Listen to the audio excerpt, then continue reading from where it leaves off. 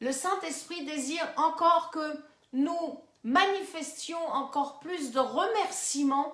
C'est vraiment le mot que j'avais, de remerciement pour la bonté de Dieu, pour le privilège que nous avons d'être appelés ses enfants, le privilège d'être sauvés, de savoir que nous allons aller dans le ciel, pas ce ciel visible, pas cette atmosphère où il y a l'agressivité du monde, où il y a la méchanceté du diable, mais de ce que notre espérance est bien placée plus haute et de ce que nous rejoindrons aussi tous ceux qui nous ont précédés dans la gloire. Oui, Sébastien, nous retrouverons Lucien, nous retrouverons mon père qui est décédé déjà depuis 2003, mon père est décédé et je sais, mon père a donné sa vie à Jésus-Christ et je sais que je retrouverai mon père. Je rends grâce à Dieu pour une femme qui est vraiment une évangéliste, qui va évangéliser dans les métros, c'est le pasteur Tina Rally,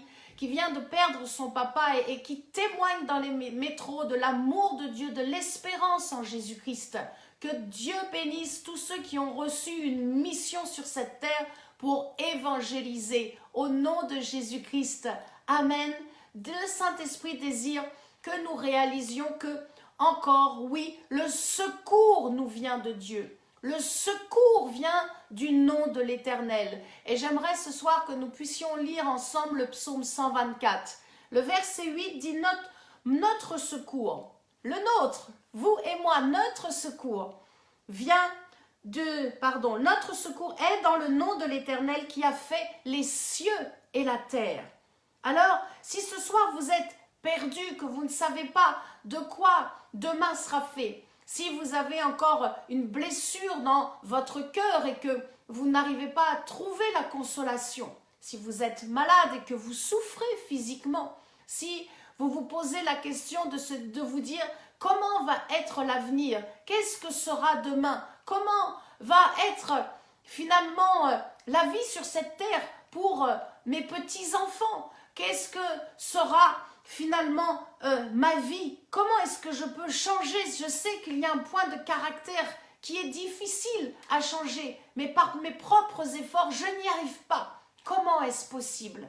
Eh bien, ce soir, le Saint-Esprit va vous répondre à toutes ces questions et vous quitterez vraiment en appuyant sur le mot terminé. Quand vous quitterez, je vous assure, vous aurez la paix de Dieu, vous aurez la paix de Dieu. Oh, c'est tellement merveilleux la paix de Dieu. Mais lisons ensemble avant le psaume 124 qui est donc un cantique des degrés de David, du roi David. Sans l'Éternel qui nous protégea, qu'Israël le dise, sans l'Éternel qui nous protégea, quand les hommes s'élevèrent contre nous, ils nous auraient engloutis tout vivants. Quand leur colère s'enflamma contre nous, alors les eaux nous auraient submergés. Les torrents auraient passé sur notre âme. Alors auraient passé sur notre âme les flots impétueux. Oh, béni soit l'Éternel, psaume 124, béni soit l'Éternel qui ne nous a pas livrés en proie à leurs dents. Alléluia! Écoutez la suite, mes amis. Notre âme s'est échappée comme l'oiseau du filet des oiseleurs. Le filet s'est rompu, gloire à Dieu, et nous nous sommes échappés. Notre secours est dans le nom de l'Éternel, Amen, qui a fait les cieux et la terre. Oh, le filet s'est craqué, il a craqué, il s'est déchiré, il s'est rompu, et nous avons pu nous extirper de toute malédiction, de toute méchanceté du diable, car c'est bien lui qui vient pour utiliser des hommes et des femmes pour venir se moquer de nous, se moquer de notre foi, pour être méprisés parce que simplement nous avons l'espérance et la joie en Jésus-Christ.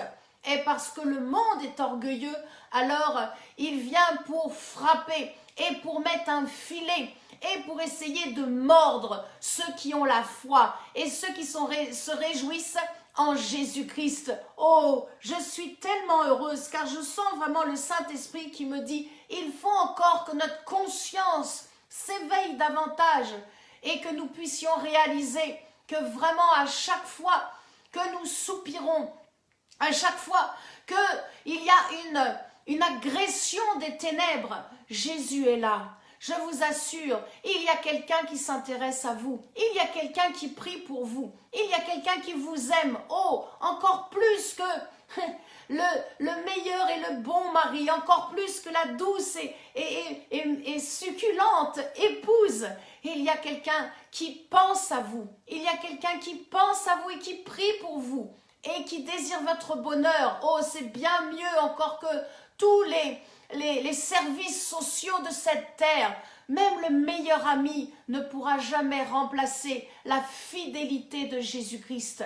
Jésus-Christ est le seul qui est là et qui pourvoit à tous nos besoins. Il est le seul qui a payé de sa vie pour que nous puissions ne plus être dans la mort éternelle, mais que nous passions dans la vie éternelle, dans le royaume de Dieu et espérer que bientôt nous serons dans le ciel et que nous pourrons nous réjouir et que dans le ciel il y aura des merveilles, il y aura vraiment tout ce qui pourra nous combler, mais nous pouvons déjà goûter à ce ciel sur terre. C'est cela qui est merveilleux. Nous espérons cette vie sans chagrin, sans larmes. Et d'ailleurs, Dieu, vous savez, à chaque fois que nous pleurons, récupère nos larmes et il les met dans une coupe. Et à un moment donné, la dernière larme est mise dans cette coupe et cela déborde. Et le miracle, la personne pour qui vous avez prié et pleuré, eh bien se convertit. Oh mes amis, je vous assure, Dieu est bon et Dieu est notre secours. Et Jésus s'intéresse à vous personnellement. Il désire votre guérison. Il désire que, quoi qu'il se soit passé dans votre vie, votre cœur soit consolé. Que votre cœur, vraiment, votre âme et le cœur est le centre de l'âme, que votre cœur soit vraiment réconforté. Parce qu'un jour, nous serons dans le ciel avec Jésus, mais nous pouvons déjà goûter à cette félicité. Nous pouvons déjà sentir en cet instant, même si nos yeux ne voient pas Jésus, nos yeux physiques ne le voient pas, mais par la foi et par l'esprit, nous pouvons déjà sentir la merveilleuse présence de Jésus-Christ, la merveilleuse présence de Dieu.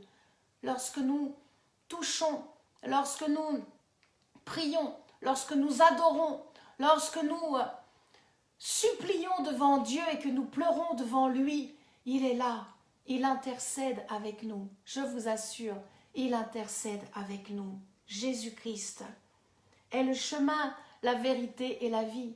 Jésus-Christ est le pain de vie. Jésus-Christ, c'est l'eau vive. Ce que, quand nous buvons un verre d'eau fraîche qui rafraîchit notre gorge, eh bien, il vient et il rafraîchit notre âme. Il rafraîchit notre âme. Quelle grâce nous avons. Il a subi. Lui, le Fils de Dieu, lui, Jésus. Nous pouvons le lire dans Luc, chapitre 23. Nous allons le lire ensemble. Il a subi aussi, bien sûr, la moquerie et le mépris. Luc, chapitre 23, versets 11 et 12. Luc 23, tant que vous preniez dans votre Bible, chapitre 23, versets 11 et 12. Hérode, avec ses gardes, traita Jésus avec mépris. Et après s'être moqué de lui, de Jésus, et après l'avoir revêtu d'un habit éclatant, il le renvoya à Pilate. Et ce jour même, Pilate et Hérode devinrent amis, alors qu'ils étaient auparavant ennemis. Il y a des personnes qui seront autour de nous, qui viendront pour se moquer de votre foi, qui viendront pour mépriser simplement votre sourire ou votre espérance, parce que eux, ils ont peur, parce que eux, leurs œuvres sont encore dans les ténèbres, parce que eux, leur vie est encore enfermée dans un cachot, et que les scellés des cachots sont encore fermés. Alors c'est pour cela que nous jeûnons, que nous prions, parce que d'autres aussi ont prié pour nous, avant que nous rencontrions Jésus-Christ, avant que nous acceptions Jésus-Christ comme notre Sauveur, d'autres ont prié pour nous. Et je bénis ma sœur Josiane, qui est dans le sud de la France, qui a prié pour moi. Bénissez, bénissez, je vous en supplie, bénissez ceux qui vous ont amenés au Seigneur. Bénissez-les, que ce soit un homme ou une femme, s'ils sont encore sur la terre, bénissez-les et remerciez Dieu de ce qu'ils ont pleuré pour vous, de ce qu'ils ont versé des larmes, ils ont crié, supplié Dieu pour le salut de votre âme. C'est pour cela que bien souvent dans mes prières, je prie pour ma sœur et je la bénis, elle et toute sa maison, car c'est elle que Dieu a choisie pour me conduire vers le salut. Et ce soir, que Dieu puisse m'utiliser afin que je puisse vous amener sur le chemin, que je puisse vous amener vers Jésus-Christ. Je ne désire pas que vous veniez vers moi. Je ne suis qu'une femme. Je ne désire pas que vous augmentiez mes abonnés sur YouTube. Je désire une seule chose. Et c'est là que mon cœur crie. Je ne désire qu'une seule chose. C'est vous amener à Jésus-Christ. C'est que vous puissiez comprendre qu'il n'y a que Jésus qui pourra vous aimer d'une parfait amour. Il n'y a pas d'autre amour plus parfait que le sien. Il n'y a pas d'autre cœur plus bon que le sien. Et son secours est là, main tendue, chaque jour, pour vous, pour moi, pour des multitudes. Et chaque jour, des centaines de personnes acceptent Jésus-Christ comme leur Seigneur parce qu'ils réalisent qu'ils ont besoin. Ils ont besoin, non, ils ne peuvent rien faire par leur propre effort, mais ils ont besoin de l'amour de Dieu. Et ils ont besoin de comprendre que leurs péchés sont pardonnés une bonne fois pour toutes.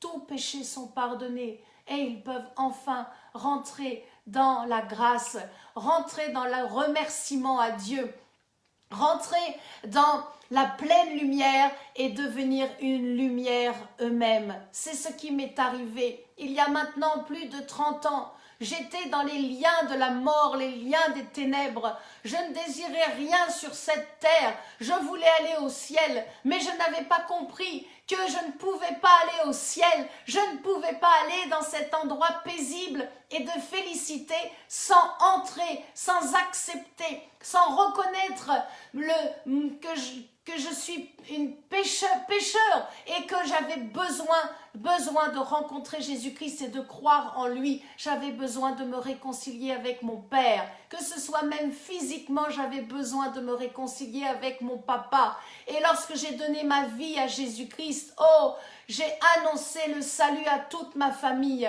Et 1 an plus tard, mon papa est venu à l'église et a donné sa vie à Jésus-Christ. Je sais que mon Père, même s'il n'est plus là, je sais que je reverrai mon Père. Oh, gloire à Dieu pour l'espérance de revoir les nôtres. Le passage sur la terre est court, mes amis. C'est si court finalement. Les années passent vite. Et c'est pour ça que le christianisme offre quelque chose de tellement plus grandiose que toutes les autres religions sur cette terre. Elle offre l'espérance d'une vie meilleure, mais elle offre aussi l'espérance de retrouver ceux qui nous ont déjà devancés et qui ont cru en Jésus-Christ. Oh, quelle grâce, quelle grâce, quelle grâce, alléluia. Jésus vous comprend. Jésus vous comprendra toujours, quoi que vous fassiez. Il vous comprendra toujours. Il est le Seigneur merveilleux. Il y aura toujours des gens qui viendront pour mépriser votre foi, mépriser la personne simplement que vous êtes, simplement parce que vous dégagez celui qui est le roi des rois, vous dégagez Jésus-Christ.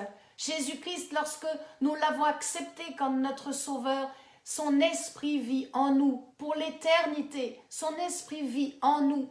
Et bien sûr, ceux qui ne veulent pas de Dieu, ceux qui refusent de croire qu'il y ait un Dieu qui est créateur et un Dieu qui est bon, eh bien, refuseront votre présence, refuseront votre sourire, refuseront vos paroles. Mais peu importe, nous avons saisi que nous devons être remplis de compassion parce que nous aussi nous étions comme eux il y a plusieurs années. Oh, je loue l'Éternel, je loue l'Éternel. Si vous aimez Jésus, vous l'honorez. Si vous aimez Jésus, son esprit, comme je l'ai dit, habite en vous et vous recevrez sa paix. Mais si vous n'aimez pas le Seigneur, son esprit ne peut pas habiter en vous. Si vous n'avez pas fait l'acceptation, si de tout votre cœur, vous ne croyez pas que Jésus-Christ est mort sur une croix et qu'il a donné sa vie pour le pardon des péchés, si vous ne croyez pas qu'il est ressuscité, qu'il est dans le ciel, qu'il est vivant, qu'il est un Dieu à qui vous pouvez parler et qui répond, si vous ne croyez pas en Jésus-Christ, alors vous demeurez dans une rébellion, dans une attitude qui va vous entraîner dans une dureté de cœur, encore plus dur, de jour en jour, jusqu'à finir sur un lit ou dans un accident. Mais en tout cas, au dernier moment, le cœur sera tellement endurci que vous ne pourrez plus accepter la grâce. Pourtant, aujourd'hui, Dieu vous dit, j'éveille encore ta conscience pour que tu puisses réaliser que tu as besoin de la grâce de Dieu. Nous avons tous besoin d'accepter Jésus-Christ pour aller dans le ciel, pour aller dans le paradis.